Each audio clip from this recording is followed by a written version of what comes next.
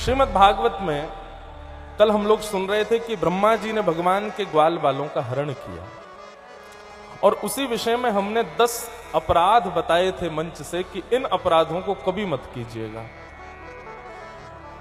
ठाकुर जी दंड दे दें ये अच्छा है, ठाकुर जी जीवन में संकट दे दें उससे काम चल जाएगा, लेकिन ठाकुर जी नाराज हो जाएं तो काम नहीं चलेगा।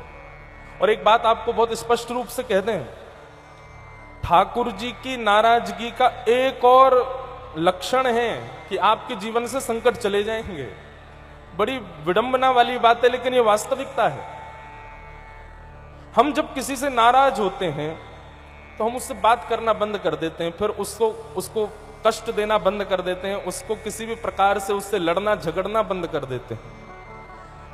ठीक वैसे ही जीवन में आपत्ति विपत्ति संकट ये जब नष्ट हो जाएं तो समझ जाना एक बार को कि ठाकुर जी कहीं नाराज तो नहीं हो गए, सब कुछ ठीक ठाक चल रहा है जीवन में। अब कोई आपत्ति नहीं, कोई विपत्ति नहीं, कोई कष्ट नहीं, कोई संकट नहीं, जैसा चाहते हैं वैसा मिल जाता है, जैसा सोचते हैं वैसा हो जाता है।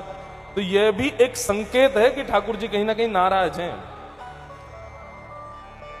क्योंकि ठाकुर जी की दृष्टि जब होती है ना, माता पिता बालक से प्रेम करते हैं तो बात बात पर रोकते हैं, बात बात पर टोकते हैं, बात बात पर उसको एक उसका दायरा बना देते हैं। तो ठाकुर जी जिससे प्रेम करते हैं ना उसको रोकेंगे भी टोकेंगे भी, किसी ना किसी रूप में उसको कहीं ना कहीं कर्म में वो लगा रहे उसके लिए थोड़ी थोड़ी पीड़ा देंगे।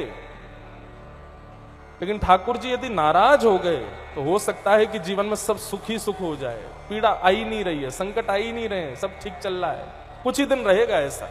यह भी एक भगवत विमुखता का एक लक्षण है। स्वामी विवेकानंद कहते हैं यदि हर दिन आपका बिना संकट विपत्तियों के निकल रहा है तो समझ जाओ आप कुछ कर ही नहीं रहे हो फिर। लेकिन हर दिन एक चुनौती का सामना कर रहे हो तो निश्चित आप जी रहे हो। इसलिए भैया कल हमने 10 अपराध बताए थे, इनसे बचने का प्रयास करो। इन 10 अपराधों से बचोगे तो ठाकुर जी की कृपा अनुग्रह बना रहेगा।